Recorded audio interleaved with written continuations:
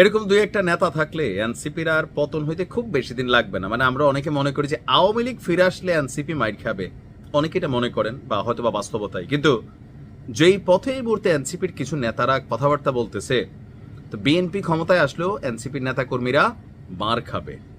ভিপিনুর খাইয়া নিশ্চয় একটা আইডিয়া হয়ে গেছে অনেকেরই। হিরো আলমও থাইমা গেছে, অনেক বড় বড় কথা বলতো এরা কিন্তু আগে।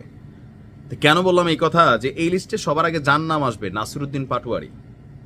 দলটির খুবই গুরুত্বপূর্ণ একজন ব্যক্তিত্ব, বাট মাঝে মাঝে এমন এমন কথা বলেন যে গাছে মাছে আগুন লাগাই দেন। আজকে যেটা বলছেন সেটা হচ্ছে এক ধরনের গায়ের জোরে ফ্যাসিস্ট স্বৈরাচারী আওয়াজ। আমার কাছে স্পষ্ট এটা ছাড়া কিছুই মনে হয় না। কেন বাবা, মার্কার মধ্যে শাপলা নাই, তো না থাকলে সেটা নিয়ে যদি আইনি কোনো প্রসেসিং থাকে তোমরা করো। নির্বাচন কমিশনের সাথে যদি কথা বলা লাগে, ডক্টর ইউনূসের সাথে লাগে বলো।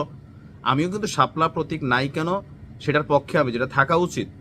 যদি এটার কোনো আইনি বাধা না থাকে, যেহেতু জাতীয় নাগরিক ঐক্য, মান্না ভাই তিনি বলছেন যে আমার কোনো আপত্তি নাই, এটা দিয়ে দিলেই চলে। কিন্তু এখন এটা দেবে নাকি এখতিয়ারটা কার? নির্বাচন কমিশনের। কিন্তু আমাদেরকে শাপলা না দিলে প্রতীকের তালিকা থেকে ধানের শীষ, সোনালী আঁশ বাদ দিতে হবে কেন? এখন এই বক্তব্যটা কাদের গায়ে গিয়ে লাগবে? বাংলাদেশে বিএনপির রাজনীতি করা প্রত্যেকটা ব্যক্তির গায়ে লাগবে। জোরে বাবা, তোমাদের শাপলা দিবে না সেজন্য তুমি আমারটা কাইরা নিবা, আমারটা কেন দিল সেটা বাদ দিতে হবে। এটা কেন ভাই?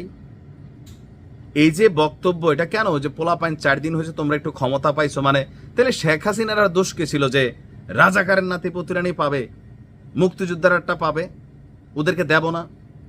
কুমিল্লা নামের আগে কু আছে, এই জন্য বিভাগ হবে না? মনে হয় যে উনি বাংলাদেশের আম্মা ছিলেন। মানে আমাদের নেতৃত্বের কথাগুলো এরকমই মনে হচ্ছে। এর আগে বেগম খালেদা জিয়াও বলছিলেন গোপালগঞ্জের নাম বদলাই দিবেন। তো এই যে ক্ষমতায় থাইকা মাঝে মাঝে শব্দগুলো ইউজ করেন, এগুলোতে কি হয়? সার্বিকভাবে নিজেদের জন্য নেগেটিভ অবস্থান তৈরি হয়। পরিস্থিতি যাই হোক, এখন কেন নাসিরউদ্দিন পাটোয়ারি এই কথা বলছে? এনসিপির মুখ্য সমন্বয়ক জাগো নিউজ 24 তারা এই প্রতিবেদনটি করছে যে নির্বাচন কমিশনের সামনে 2টা পথ খোলা আছে, মানে 2টা অপশন দিছে। কোনটা? হয়তো আমাদেরকে শাপলা প্রতীক দিবেন, নয়তো প্রতীকের তালিকা থেকে ধানের শীষ, সোনালী আঁশ বাদ দিতে হবে। এখন ধানের শীষ কেন বাদ দিতে হবে? এটার কোনো যৌক্তিক কারণ আছে? এই 4 জন পোলাপানের হাউকাউতে যদি নির্বাচন কমিশন এই সিদ্ধান্ত হতো, জীবনও নিবে না। বাট যদিও নেয়, তাহলে বাকিরা কি করবে? ধানের শীষওয়ালারা। গতকালকে নির্বাচন ভবনে প্রধান নির্বাচন কমিশনার এম নাসিরউদ্দিনের সাথে সাক্ষাৎ শেষে বের হইয়া জোশে আইসা সে বলছে যে ধানের শীষ বাংলাদেশের অন্যতম দল বিএনপির নির্বাচনী প্রতীক। 2.5 ঘন্টার রুদ্ধদ্বার বৈঠক শেষে নাসিরউদ্দিনের বক্তব্য, শাপলার ব্যাপারে ইতিবাচক আলোচনা হয়েছে, আমরা পাবো, আইনি প্রতিবন্ধকতা নেই। পাইলে তো ভালো, আমিও খুশি, আমিও কিন্তু এটার পক্ষে। এরপরে বলছে নির্বাচন কমিশনের সামনে 2টি রাস্তা, একটা হলো ধানের শীষ বাতিল করা, তারা বাতিল করা সোনালী আঁশ বাতিল করা, এবং শাপলা দেওয়া।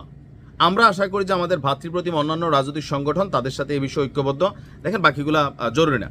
তো আশাবাদী শাপলা, আমি তো বলি শাপলা দিয়া দেখ নির্বাচন কমিশনের, যেহেতু এখানে একটা আইনি প্রসেসে গেলে হয়তো জাতীয় নাগরিক ঐক্য যারা, তারা এখানে একটা বার্ডেন ছিল, তো তারা তো বার্ডেন তুলে নিচ্ছে, ভাইয়াদেরকে দিয়ে দেন, ভেজালের তো দরকার নাই।